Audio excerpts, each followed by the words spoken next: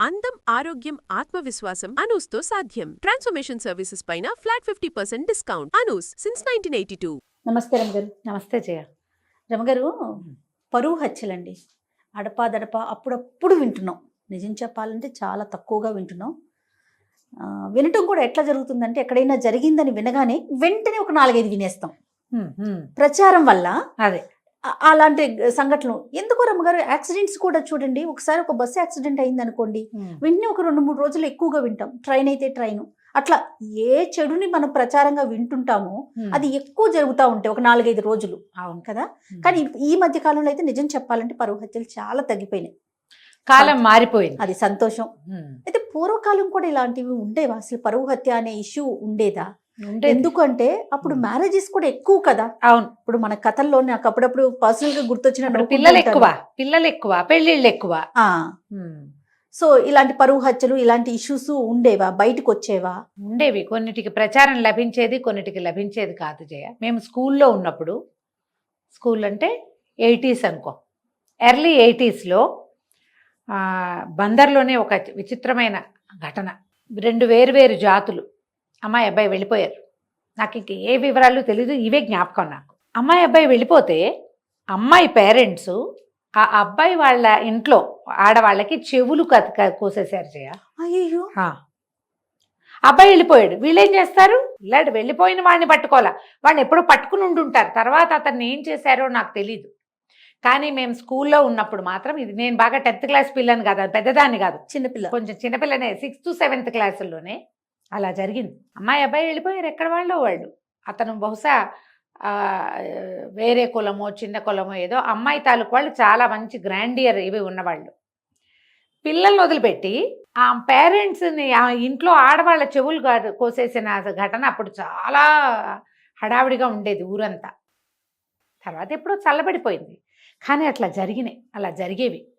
ఈ కులాల్లో వేర్వేరు కులాల వాళ్ళు పెళ్ళిళ్ళు చేసుకుంటే వీళ్ళల్లో డబ్బు గల వాళ్ళెవరో వాళ్ళు రెండో వాళ్ళ మీదకి తిరిగేవాళ్ళు. ఇవి ప్రపంచానికి తెలిసేలాగా చెదురుమదురుగా ఎక్కడో ఒక చోట జరిగేదా, నిశ్శబ్దంగా చేసేసేవాళ్ళు.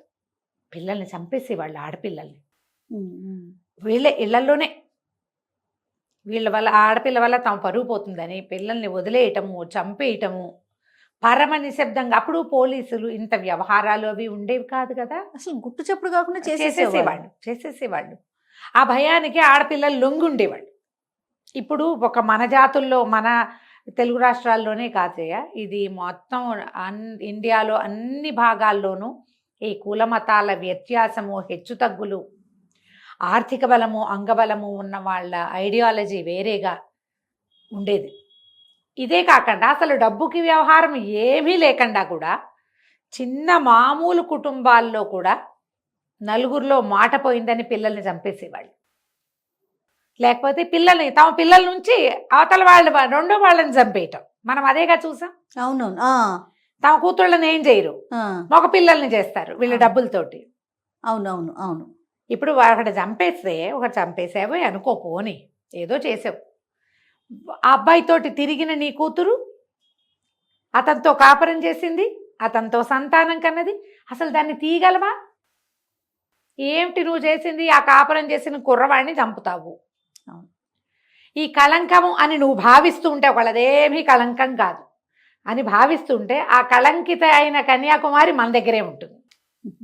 అమ్మాయి మన దగ్గరే. అమ్మాయి జీవించి ఉండగా ఈ రెండో వాడిని చంపేయటం వల్ల ప్రయోజనం ఏ రకంగా వీళ్ళకి లభిస్తుందో మనకు ఎప్పటికీ అర్థం కాదు.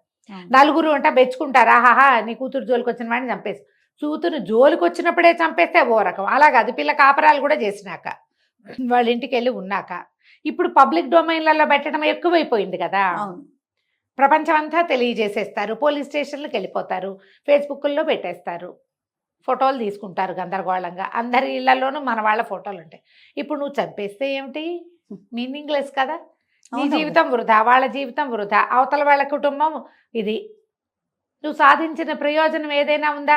ఇదివరకట్లాగా మీసాలు మెలేసి రాచపీనగా ఒంటరిగా పోదు ఇలాంటి మాటలు చెప్పుకోవడానికి, సామెతలు ఉన్నాయని అవి చెప్పుకోవడానికి ఇప్పుడు అవకాశం లేదు. కాలం అది అసలు కానే కాదు కదా. కానీ ఇప్పటికీ కూడా మనం నార్త్ ఇండియాలో కూడా అప్పుడప్పుడు పేపర్లలో చూస్తూ ఉంటాం ఈ పరువు హత్యలు, ప్రేమ కోసం హత్యలు. ఎప్పుడో చదివిన కథ జయ.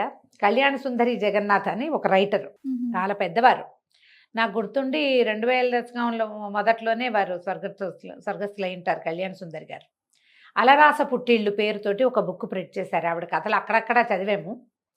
ఆ అలరాస పుట్టిళ్ళు మళ్ళీ మొన్న నేను బుక్ ఫెయిర్లో కొనుక్కున్నాను. ఆ పుస్తకం నా దగ్గర ఉండాలి, మిస్ అయిపోయిందని. అందులో ఒక కథ చాలా నచ్చుతుంది. నచ్చటం అంటే గుర్తొస్తూ ఉంటుంది అనమాట. కథ ఇష్టం అని కాదు, అది ఆవిడ కథ రాసే విధానం బాగుంటుంది. ఒక పల్లెటూరుని, ఒక రకరకాల విషయాలని టచ్ చేస్తూ తీసుకెళ్తారు. అందులో ఆవిడ అలరాస పుట్టిళ్ళు కథే ఇది. ఒక రాజుగారి అమ్మాయి, ఒక రాజుల కుటుంబం. ముందు 4-5 అన్నదమ్ములు, ఒక ఆడపిల్ల పుట్టాక తల్లి గతిస్తే తండ్రి ఇంకో వివాహం చేసుకున్నారు. అప్పుడు జరిగేదేగా. తర్వాత చెల్లెళ్ళు కూడా ఉన్నారు. ఓకే. ఈ మొదట చెల్లెలు అమ్మాయి గురించిన కథ రాస్తారనమాట. ఇది ఎవరు ఎలా రాస్తారు ఆ స్టోరీ? ఎవరికైనా పుస్తకం దొరికితే అలరాస పుట్టిళ్ళు పేరుతోటి కళ్యాణ సుందరి జగన్నాథ్ గారు రాసిన ఈ పుస్తకం కొనుక్కోండి. ఈ బుక్ ఇలాంటి కథలు, తెలుగు కథలు చదవాలన్న ఆసక్తి ఉన్న ప్రతి వారి దగ్గర ఉండవలసిన పుస్తకం అది. తప్పకుండా ఉండవలసిన కథలు కూడా. 62లో రాయబడింది జయ ఈ కథ. మీరు బుక్ తెచ్చినట్లున్నారు, ఒకసారి చూపిస్తారా మనం ప్రేక్షకులకి? కొత్తగా కొన్నాను కదా. అవునవును. అలరాస పుట్టిల్లు అంటే ఏంటి అమ్మగారు? అలరాస అంటే ఏంటి? అలా రాజుగారి లోగిళ్ళు అని. రాస అంటే అలరాస అంటే ఆనాటి రాజులు అని. ఇదే పుస్తకం. ఇది పాత బుక్ ఉండేది నా దగ్గర. ఎప్పుడో నేను 2005లోనో 7లోనో కొనుక్కున్నా ఒక పుస్తకం. అప్పుడు కూడా బుక్ ఫెయిర్లోనే. ఎవరెవరికో వాళ్ళకి వీళ్ళకి పుస్తకాలు ఇచ్చేస్తూ ఉంటాను. కొన్ని అలా వెళ్ళిపోయినాయి. నేను ఎప్పటి నుంచో ఈ పుస్తకం మళ్ళీ కొనుక్కుని పెట్టుకోవాలి అని అనుకుంటున్నా. ఇదొకటి పుల్లంపేట జరీచీర శ్రీపాద సుబ్రహ్మణ్య శాస్త్రి గారిది. అది లాస్ట్ ఇయర్ కొన్నా. దీంతో పాటుగా 12 బోయకొట్టములు అనేటువంటి అదొక పుస్తకం. అవి కొన్ని ప్రత్యేకంగా ఉంచుకోవాలి, అప్పుడప్పుడు చదవడానికి బాగుంటాయి. ఇట్లు మీ విధేయుడు చెప్పాయి కదా నేను, భారగోపాటి రామ్ గోపాలం గారిది. దాంట్లో ఇదిగో పుస్తకం చూపిస్తున్నా కదా మీరు. ఎక్కడ పంజరం నుంచి ఎగిరిపోతున్న ఒక పక్షి కనిపిస్తూ ఉంటుంది. అసలు ఈ ఫోటోని, ఈ పిక్చరే అంటే చూడు, ఇది ఇలా రాజుగారి ఇంట్లో స్తంభం ప్యాచులు పడింది చూసావా? అదే అదే అదే. అంటే స్థితి దిగజారిపోయింది. అదే ఈ పర్టికులర్ కథే. ఈ పరువు హత్యల నేపథ్యం ఎప్పుడైనా మాట్లాడినప్పుడు అది చెప్పాలనుకున్నా, అనుకోకుండా ఈ పుస్తకం చేత్తో పుచ్చుకొచ్చాను. ఇదే సబ్జెక్ట్ వచ్చింది. ఒక ఆయన సుబ్బారాయుడు, ఆయన అంత్యదశ, ఆయనకు ఆరోగ్యం బాగుండలేదు, ఇవాళ రేపో అయిపోయేలాగా ఉన్నారని కబురు వచ్చి కొంతమంది ఆయన తమ్ముళ్ళు, చెల్లెళ్ళు, వాళ్ళ ఇంట్లో పెరిగిన చుట్టాల పిల్లలు అందరూ ఒక్కొక్కళ్ళు వస్తూ ఉంటారు.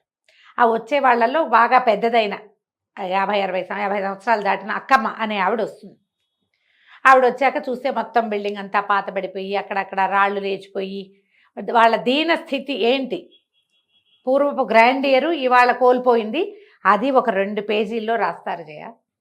మనం ఎన్ని దివాణాలు, ఎన్ని ఇళ్ళు, ఎన్ని రాచకుటుంబాలు, ఎంతమంది పెద్ద పెద్ద వాళ్ళ కుటుంబాలు ఇప్పుడు తరిగిపోయిన సంపద కలిగినవి జ్ఞాపకం వస్తాయి. మన కజిన్స్లో, మన చుట్టాల్లో, మన తాతలు, మామలు జ్ఞాపకం వస్తారు అది చదువుతుంటే. పల్లెటూళ్ళల్లో పాతగా అయిపోయిన ఇళ్ళు, ఫ్యామిలీ అంతా బయటికి వెళ్ళిపోతారు.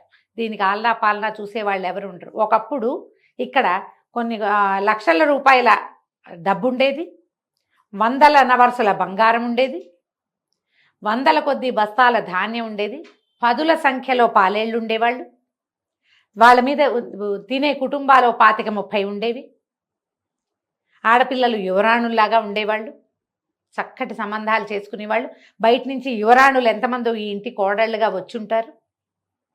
కానీ దిగుబడి ఒక్కసారి కనుక వాళ్ళ పరిస్థితి వెనక్కి వెళ్ళడం మొదలుపెట్టిందంటే చెట్టుకొకళ్ళు పుట్టకొకళ్ళు ఎగిరిపోతారు. ఆశ్రితులంతా వెళ్ళిపోతారు, పొలాలు తరిగిపోతాయి, గొడ్లు తరిగిపోతాయి, ఇళ్ళు పాతబడిపోయి పాడుబడిపోయి అవన్నీ ఎలా వెళ్ళిపోతాయి అనేది కనపడుతుంది మనకి.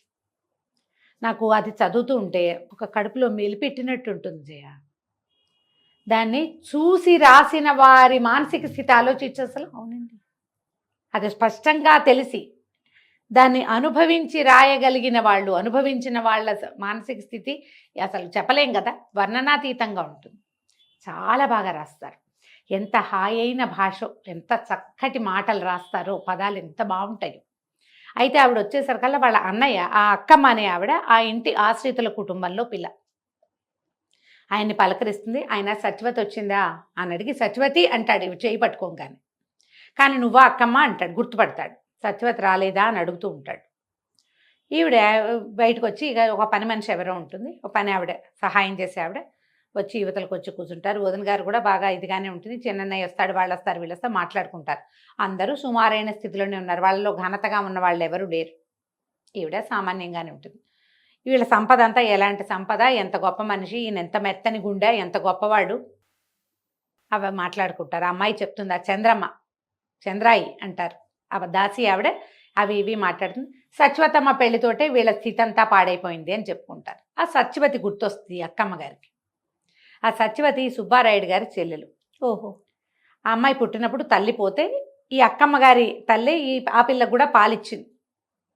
వీరిద్దరూ ఒకే వయసు వాళ్ళు, కలిసే పెరిగారు. అయితే ఆ సత్యవతి గారికి పెళ్ళైపోతుంది, సత్యవతమ్మ అనే అమ్మాయికి. ఆ పిల్లకి 7-8 సంవత్సరాల వయసు ఉన్నప్పుడు వీళ్ళ ఇంట్లోకి ఒక కుర్రాడు వస్తాడు, చెంగల్రాయుడు పేరుతోటి. వీళ్ళ రాచవంశమే ఎవరో. తండ్రి చనిపోతాడు, సడన్గా తండ్రి చనిపోతే కుర్రాడు ఒక్కడే మిగిలిపోతే ఆ ఊరు వాళ్ళు, మీ వాళ్ళేనండి, కొంచెం చూసుకోండి అబ్బాయినంటే ఆ తండ్రికి అంత్యక్రియలు చేయించి ఆ కుర్రాడిని ఇంట్లో పెట్టుకుంటారు. ఈ సత్యవతి వీళ్ళకంటే అతను ఒక 5-6 సంవత్సరాలు పెద్దవాడు. ఎట్లాగో ఈ పిల్లకి అతనికి మంచి స్నేహం కలుస్తుంది. మొదటి రోజు నుంచి సత్యవతి కొంచెం మెత్తటి మనసు కలిగింది. ఆ అబ్బాయికి దెబ్బలు తగిలితే ఏదో తడిబట్టిచ్చి చూస్తుంది. ఈయనకి ఆడపిల్లలు బయటికి రాకూడదు, ఆడవాళ్ళు ఇలా ఉండకూడదు, అలా ఆ కాలం అంతా వాళ్ళకి ఘోష అవి నడిచేవి. ఇప్పుడు ఒక 100 సంవత్సరాలు 150 సంవత్సరాల క్రితం రాచ కుటుంబాల్లో మర్యాదలు ఎట్లా ఉండేవి, మగవాళ్ళు ఎలా ఉండేవాళ్ళు, ఆడపిల్లలకి ఏ రకమైన అద్దు ఆపు ఉండేది, అవి కనపడుతూ ఉంటాయి. ఈ చెంగల్రాయుడు ఈ పిల్ల కోసం పువ్వులు తెస్తాడు. ఎక్కడో చిలక పిల్ల కనపడితే ఆ చిలకను తెచ్చి ఈ పిల్లకి అప్పచెప్తాడు. చిలకను పెంచుతుంది. వీళ్ళిద్దరికీ స్నేహం కలుస్తోందని వదిన గారు గుర్తించి అన్నగారికి అప్పచెప్తుంది. ఆ కుర్రాడితో అమ్మాయి స్నేహం చేస్తోంది అని. వీళ్ళిద్దరూ మనసు ఇచ్చి పుచ్చుకుంటారు, కలిసి జీవించాలనుకుంటారు. అప్పటికే 14-16 ఏళ్ళు ఉంటాయి అమ్మాయికి, అంతకంటే వయసు ఉండదు. అదే అతను 23-24 ఏళ్ళ వాడు అయింటాడు. ఆయన ఏ వాక్యాలు చెప్పకుండా ఆ అబ్బాయి వెళ్ళిపోయాడని రాస్తారు జయ. ఎంత జరుగుంటుందో గ్రంథం బయటికి రాదు. అతను ఉత్తరీయంతో కళ్ళద్దుకుంటూ వాళ్ళ ఇల్లు దాటి వెళ్ళిపోతాడు. ఆ అబ్బాయి వెనకాల పరిగెత్తుకుంటూ వెళ్తుంది అమ్మాయి. సింపుల్ వాక్యాలతో రాస్తారు. ఒక అద్భుతమైన రొమాంటిక్ దాన్ని, అంటే ఏమంటారు, అపారమైన ప్రేమ కలిగిన ఒక జంట గురించి చిన్న వాక్యాలతోటి ఏం జరిగింది రాయకుండా రాస్తారు. నాకు ఆ గోప్యత చాలా ఇష్టం కళ్యాణ్ సుందర్ గారి దగ్గర. అదే ఆవిడ ప్రతిభ. ఎక్కువ హడావిడి చెయ్యరు, కానీ అక్కడ ఏం జరిగిందో మన బుద్ధికి, మన మనసుకి, మన ఊహకి వదిలేసి రాస్తారు. వెనకాల పరిగెట్టి వెళ్తుంది. తర్వాత వీళ్ళు పిల్ల కోసం వెతుక్కుంటారు. ఎక్కడో కనపడుతుంది. ఆ అమ్మాయి చేతిలో ఒక ఉత్తరీయం, తడిసిపోయిన ఉత్తరీయం ఉంటుంది. అది చెంగల్రాయుడిది. ఈ అక్కమ్మే చూసి ఉత్తరీయం దాచేసి పిల్లని తీసుకొచ్చేస్తుంది వెనక్కి. వీళ్ళిద్దరూ ఒక పెద్ద జంట పాదాలు, చిన్న జంట పాదాలు నడిచినట్టు కూడా కనపడితే పాదాలు కూడా ఈ అక్కమ్మే తుడిచేస్తుంది. అతని వెనకాల ఈ అమ్మాయి వెళ్ళింది అని ఎవరికీ తెలియనివ్వదు. కానీ ఊళ్ళో కాస్తా కుస్తా చెప్పుకుంటారు. ఈ లోపల ఈ పిల్లకి పెళ్లి చేస్తారు. పెళ్లి సంబంధం కుదిర్చేస్తారు. పాపం అతను ఎవరో వాళ్ళ బాబాయ్ని పిలిచి అడిగించాలని కూడా అనుకుంటాడు, పిల్లని అడిగించాలని. మళ్ళీ వీళ్ళు ప్రేమలో ముందుకెళ్ళిపోయినట్టుగా చూపించారు మనకి. మా బాబాయ్ని పిలుస్తాను నిన్ను అడగడానికి అని చెప్తాడు. ఆ బాబాయ్ రాడు, చెంగల్రాయుడే వెళ్ళిపోతాడు. ఈ పిల్ల పెళ్లి చేస్తారు. 2 వారాలు కూడా కాలేదు. ఒకరోజు రాత్రి పరిగెత్తుకుంటూ వచ్చేస్తుంది ఇంటికి. కేకలేస్తాడు అన్నయ్య, దేమిటి అని. ఇంటిల్లి పాది ఆశ్చర్యపోతారు. అందరూ కేకలేస్తారు. పరువు గల ఇల్లు పరువు తీయద్దంటారు. ఆ పిల్లకి అతనితో కాపురం చేయటమే ఇష్టం. ఏమీ చెప్పరు, ఇన్నే వాక్యాలు చెప్తారు. వచ్చేస్తుంది. మారుటి తల్లి 2వ పెళ్లి చేసుకున్నారు కదా తండ్రి, ఆవిడ ఎక్కడా చూడలేదు, ఆడాళ్ళకి ఇష్టాలు ఏమిటి, చచ్చినట్టు పడి ఉండాలి కానీ అంటారు. వదినలు అందరూ విసుక్కుంటారు. ఈ అమ్మాయికి ఒక చిలకని తెచ్చాడుగా, ఆ చిలక మాట్లాడుతూ ఉంటుంది. అప్పుడప్పుడు ఈ అమ్మాయిని చూడంగానే పాట పాడుతుంది చిలక, అలరాసు పుట్టిల్లు అని. తీసుకెళ్ళి దింపుతారు. మళ్ళీ వచ్చేస్తుంది. 2 సార్లు 3 సార్లు వచ్చేస్తుంది. ఒకనాటి రాత్రి వేళ చెల్లెలు వచ్చేస్తుంది. అయితే ఈయన అప్పటికప్పుడు కేకలేసి దింపడానికి తీసుకుపోతాడు. వదినంటుంది, ఇప్పుడు వద్దండి, చీకటి వేళ, రేపు పొద్దున్న దింపుతానంటే, కాదు ఇది వచ్చేసినట్టు వాళ్ళకి తెలియకూడదని చెల్లెల్ని వెంబడి పెట్టుకుని తీసుకెళ్తాడు. తెల్లవారేసరికల్లా మీ అమ్మాయి ఎక్కడుంది, మీ ఇంటికి వచ్చిందా అని వాళ్ళ దగ్గరికి వార్త వస్తుంది. నేను వాళ్ళ వాకిట్లో దింపానంటాడు అన్నయ్య. వాకిట్లో నుంచి చెల్లెలు ఎక్కడికో వెళ్ళిపోయింది అంటారు. తోటలు దొడ్లు అవి నూతులు గాలించారు, ఎక్కడా ఆమె శవం దొరకలేదు. అమ్మాయే మాయమైపోయిందని చెప్పుకుంటారు. ఈ లోపల ఈ అక్కమ్మ మరిది రంగూన్లో చెంగల్రాయుడు కనపడ్డాడని వార్త తెస్తాడు. ముందే వచ్చింది వార్త. బహుశా ఈ అమ్మాయి అతనితో వెళ్ళిపోయి అలా ఏవో చెప్పుకుంటారు, ఏం చెప్పుకున్నారో ఎవరికీ తెలీదు. వీళ్ళు పరువు పోయింది అనుకుంటారు. క్రమంగా వీళ్ళ సంపద అంతా తగ్గిపోయింది. సుబ్బారాయుడు నిశ్శబ్దంగా అయిపోయాడు. చెల్లెలు కనబడడం మానేసిన తర్వాత అతను కామ్గా అయిపోయాడు. తండ్రి దిగులు పడి 3-4 నెలల్లో చాలించుకున్నాడు. ఎట్లాగోట్లా మార్పు తల్లికి పుట్టిన 3-4 చెల్లెళ్ళకి ఏదో చిన్న పొన్న సంబంధాలు చూసి చేశారు. తమ్ముళ్ళు కూడా క్రమంగా ఈ ఆస్తి అంతా తరిగిపోయింది. గొడ్లు ఒకటొకటి ఇదైపోయినాయి. ఆ రాస్తారు ఒకటి కారెద్దు, ఒక కారు దున్నపోతుంది వాళ్ళ దగ్గర. ఈయన్ని చూస్తే చాలు పగ ఆ సుబ్బారాయుడిని చూసేసరికల్లా అది ఒప్పుకోదు. అది విచిత్రంగా ఎవ్వరికీ లొంగని ఆ దున్న చెంగల్రాయుడికి లొంగేది. అతను వెళ్ళిపోయాక ఈయన మీద పగబట్టేసింది అది. ఈయన చూస్తే చాలు రంకేయటం, కాలు దువ్వటం, మీదకి దూకేస్తానన్నట్టుగా ప్రవర్తించేది. అతను ఉండగా అతనితోటి బాగా ఉండేది. ఆయన వెళ్ళాక ఇది వింటలేదండి మాట అంటారు. ఊరుకుంటాడు. ఈయన పంపించేశాడు.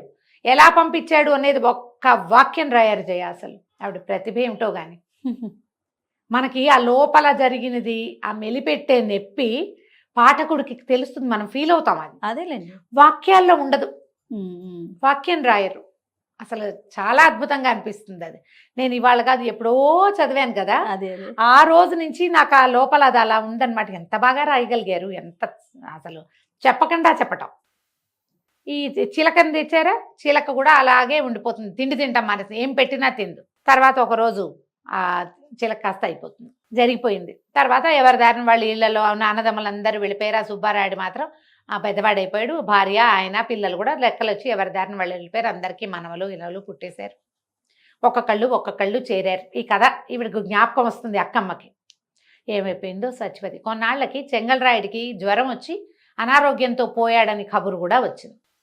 మరి సత్యవతి ఏమైంది భగవంతుడికి తెలుసు. కథ నడిచిపోతుంది. అందరూ చుట్టాలు చేరతారు. అమ్మ ఇంకేముంది, అయ్యగారు అయిపోయారు అన్నారు. అందరూ వెళ్ళారు. వెళ్ళేసరికల్లా మళ్ళీ అక్కమ్మ మళ్ళీ ఆయన దగ్గరికి వెళ్తుంది. సత్యవతి వచ్చిందా అని అడిగాడు చేయించుకుని. వస్తుందన్నయ్య అనేది. ఇంకేం వస్తుంది సత్యవతి, నేనే తోసేసా గోన్లేరులోకి అని చెప్పాడు. ఆ రోజున బల్లకట్టుకి కన్నడు లేడు, బల్లకట్టు కట్టేవాడు లేడు.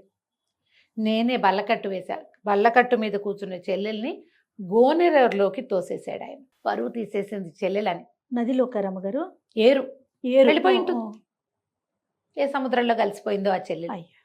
ఒక్క వాక్యంలో చెప్తారు జయ. ఈ కథ అంతా నడుస్తుందా మనకి మొదటి నుంచి. ఈ సత్యవతి ఏమైందా అనిపిస్తూ ఉంటుంది. కథ సగం గడిచేసరికల్లా సత్యవతి లేదు, మాయమైంది.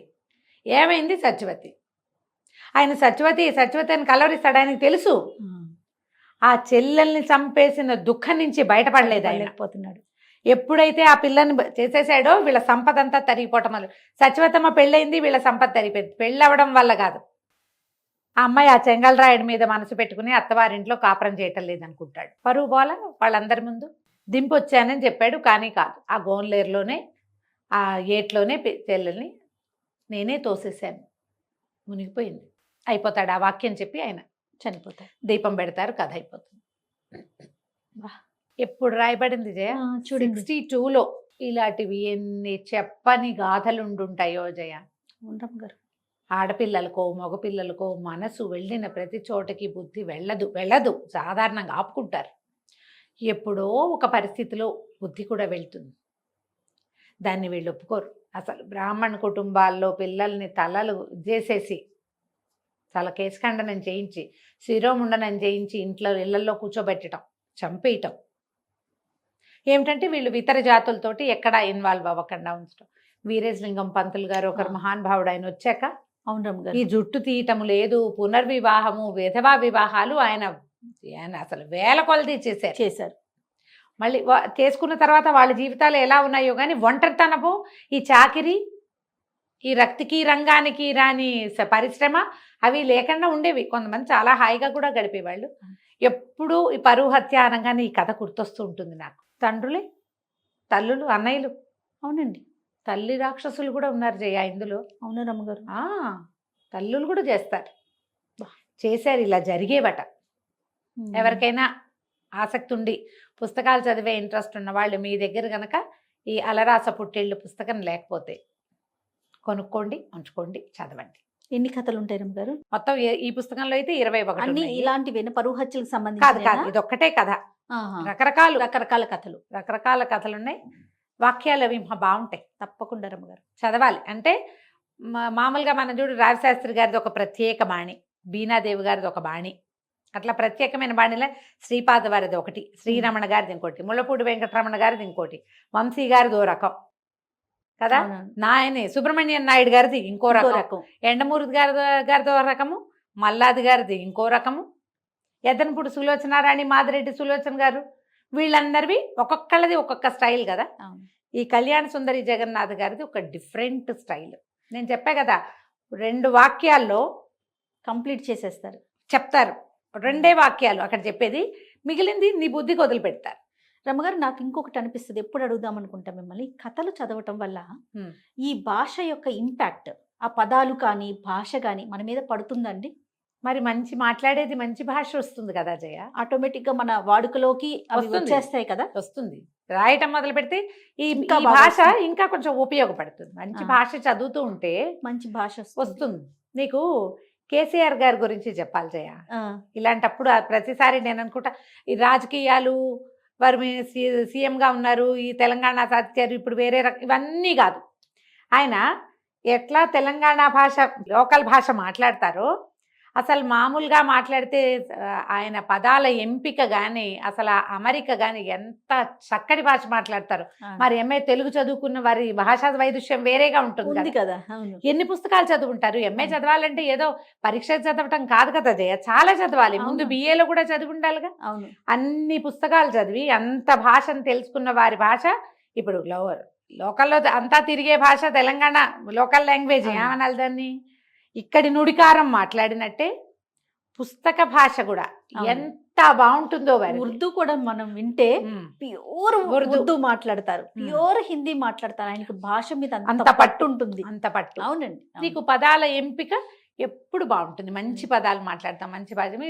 మామూలు రోజువారీ భాష, పంచాయతీలు అలాంటి పదాలు వాడుకోవటంతో పాటు చక్కటి భాష కూడా, మంచి వైదుష్యం కలిగి ఆయన తాలూకు ఆయన చదివినది భాషలో కనపడుతుంది. అవునండి, ఎప్పుడు అలా ఉంటుంది. మరి పుస్తకాలు చదివే వాళ్ళ భాష వేరేగా ఉంటుంది. రైట్. నమస్తే రమ్మ గారు. నమస్తే జయ.